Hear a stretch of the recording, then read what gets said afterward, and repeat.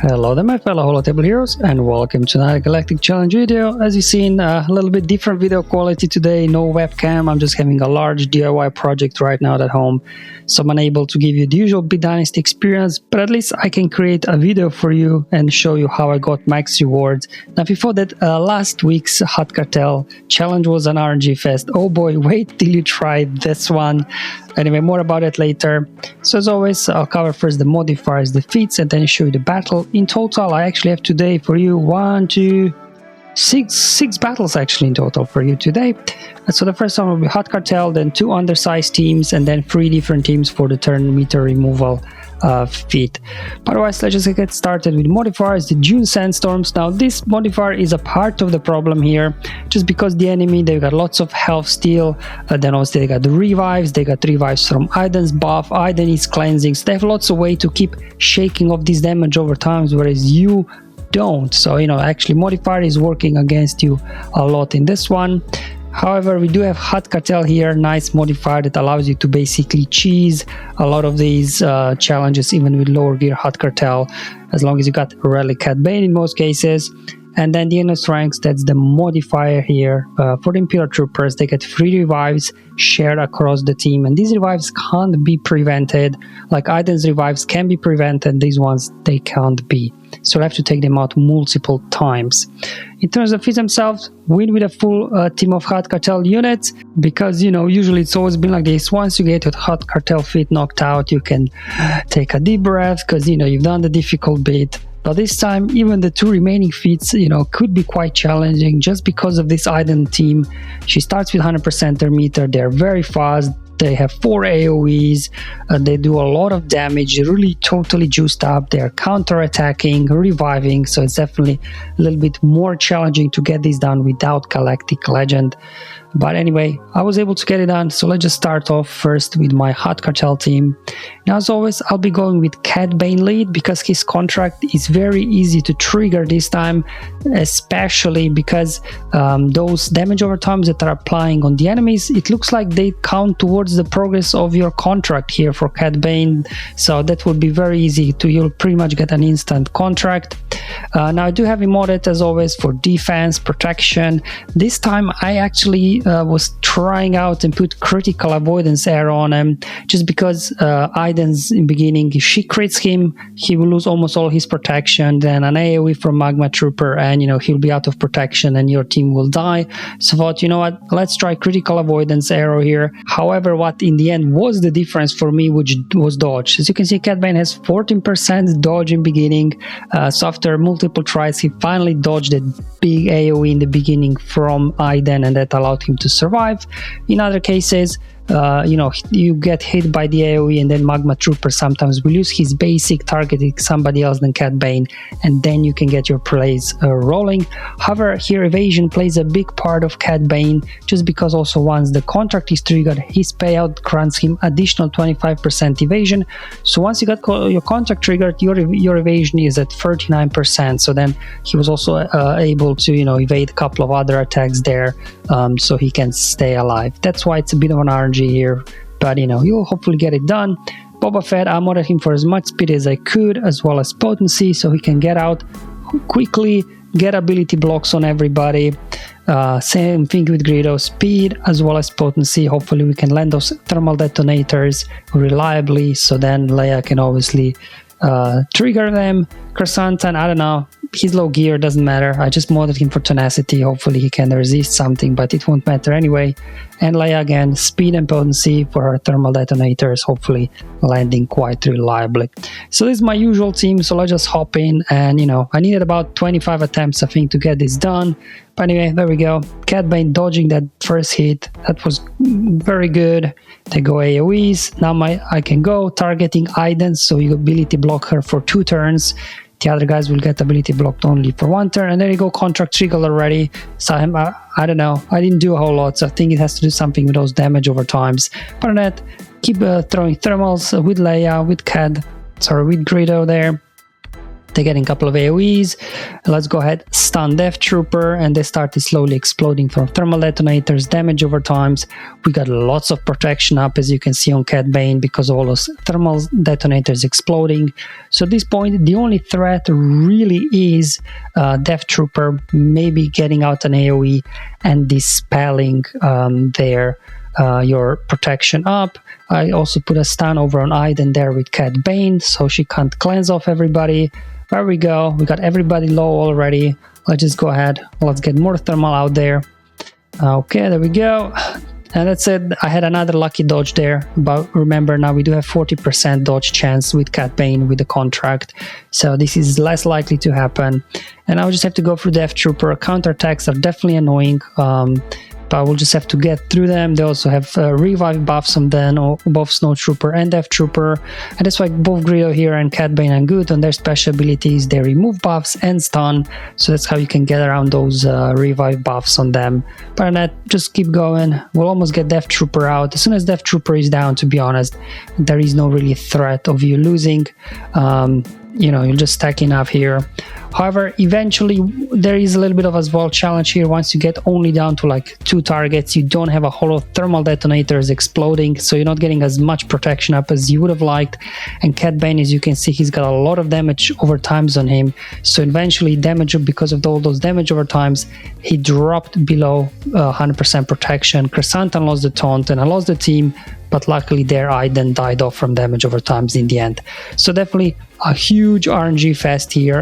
Your Cad Bane has to survive, and then you should be good to go, either with a lucky dodge as I got there in the beginning, or wait for them, not to start off with an AoE, and then you should be good to go from there on out. Now we got 2 undersized teams here. So the first one was with Padme, and I tried without Commander Ahsoka Tano, but my Kenobi just wasn't able to survive. You definitely need Cat in there for the extra durability, for extra defense, for extra health as well. And this was then pretty straightforward here with Cat to survive and knock these guys out. Let's go ahead and do that, and I will go ahead and clean up these damage over times before they get too out of control. Let's try and get a stun on Death Trooper here. Perfect. Okay, so as you can see, Kenobi there taking all these hits, no issues whatsoever. With Padme, all those attacks out of turn, we're getting a lot of bonus protection up, and with Commander Ahsoka Tano, you get a lot more health, a lot more defense, so Kenobi there is tanking like a champ, no issues whatsoever. Let's go ahead, heal up the team, start stacking courage, keep going after Death Trooper. He's your number 1 threat here, because again, he's got that AoE grenade that can dispel all your buffs, and then all your protection up goes away and you won't be able to stack up enough courage. Let's go ahead here, call Padme for an assist, finish off Death Trooper. He revived there. Let's try and take him out as quickly as we can before he gets his AoE dispel out, because I think by now he probably has it already off cooldown. Almost there. Come on, Ahsoka. There we go. So same thing like there. Once you have Death Trooper out, you should be good here, because they don't have those AoE dispels anymore to dispel your protection up. However, as you can see, damage over times here are slowly stacking up, but luckily we've got 2 mass cleanses, both with Kenobi and as well as Padme, so they should be now easy here to finish off Iden as well. And there we go. So that's how I completed Undersize battle there with Padme and Commander Ahsoka Tano. Then we got another Undersize team for you. So this one is with the Jedi. And now what you want to do is make your Jedi look as slow as possible, so once he gets a turn, he will equalize the speed and all the enemies will be slow as well. In terms of mods, I just remoted General Skywalker here for maximum potency, because you need his days to land, otherwise all those counter attacks will take out your guys.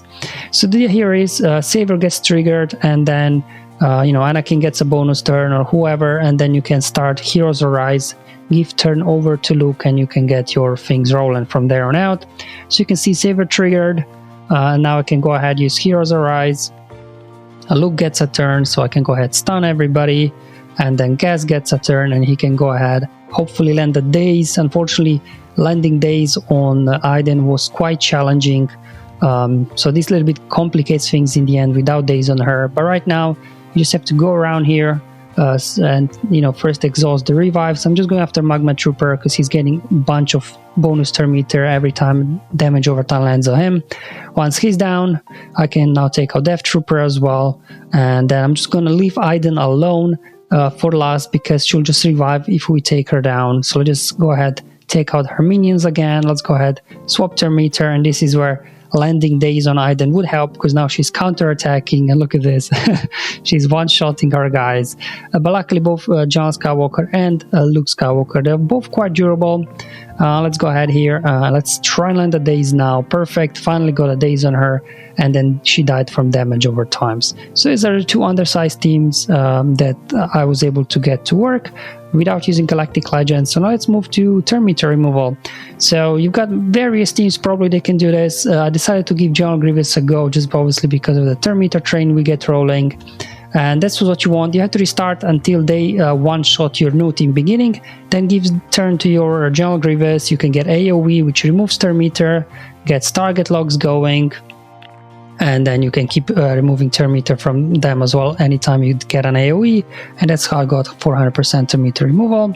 Let's go ahead here, spread the target locks. It's a little bit obviously tricky here with some counter attacks, so here I just decided to do a basic instead of an AoE because I don't want to get counter attacked too much. Get a stun on Iden so she doesn't cleanse everybody, and then we could just go around here, start going after other guys.